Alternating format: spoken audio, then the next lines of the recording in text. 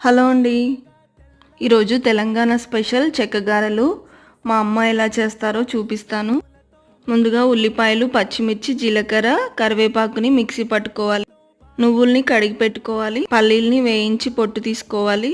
ఇప్పుడు బియ్యం పిండిలో మిక్సీ పట్టుకున్న పేస్ట్, నువ్వులు, పల్లీలు, సరిపడా సాల్ట్ వేసుకోవాలి. గోరువెచ్చని నీళ్ళతో పిండిని కలుపుకోవాలి. ఇలా పేస్ట్ పట్టుకొని వేయటం వల్ల టేస్ట్ అయితే బాగుంటాయి. మా అమ్మ చేసే చెక్కగారెలు అందరికి ఇష్టం అన్నమాట. ఆంధ్రాలో అంత తెలియదు ఇవి చెక్కగారెలు. మా చిన్నప్పుడు మా పెద్దమ్మ వాళ్ళు ఆంధ్రాలో ఉంటారు. వాళ్ళు ఒక క్యాన్ అరిసెలు పంపించేవాళ్ళు. అమ్మ ఒక క్యానుడు ఈ చెక్కగారెలు పంపించేదన్నమాట. ఇంకా పిండంతా చిన్న చిన్న ఉండల్లా చేసుకోవాలి. ఇలా పూరీ ప్రెస్ ఉంటుంది కదా, దాంట్లో ఒక్కొక్క పూరీలా చేసుకొని ఆయిల్ కాగాక వేయించుకోవటమే.